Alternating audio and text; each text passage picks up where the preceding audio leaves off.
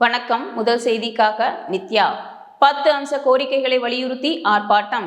விரிவான செய்திகள். வருவாய்த்துறை அலுவலர்கள் அனைத்து நிலை அலுவலர்களுக்கும் மேம்படுத்தப்பட்ட சம்பளம் வழங்க வேண்டும். காலியாக உள்ள அலுவலக உதவியாளர் பணியிடங்களை நிரப்ப வேண்டும்.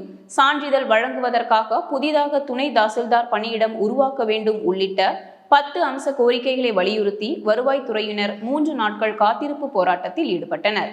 இந்நிலையில் இன்று முதல் தமிழ்நாடு முழுவதும் வருவாய்த்துறையினர் தொடர் வேலைநிறுத்த போராட்டங்களில் ஈடுபட்டு வரும் நிலையில் வட்டாட்சியர் அலுவலகங்களை பூட்டிக் கொண்டு வருவாய்த்துறையினர் வேலைநிறுத்த போராட்டங்களில் ஈடுபட்டு வருகின்றனர். ஓசூரில் வருவாய்த்துறையினர் 10 அம்ச கோரிக்கைகளை வலியுறுத்தி ஆர்ப்பாட்டத்தில் ஈடுபட்டனர். ஓசூர் வருவாய்த்துறையினர் போராட்டத்தால் வருவாய்த்துறை அலுவலகம் வெறிச்சோடி காணப்பட்டது. இதனால் வருவாய்த்துறை அலுவலகத்திற்கு வரும் பொதுமக்கள் பெரும் அவதிக்குள்ளாகினர்.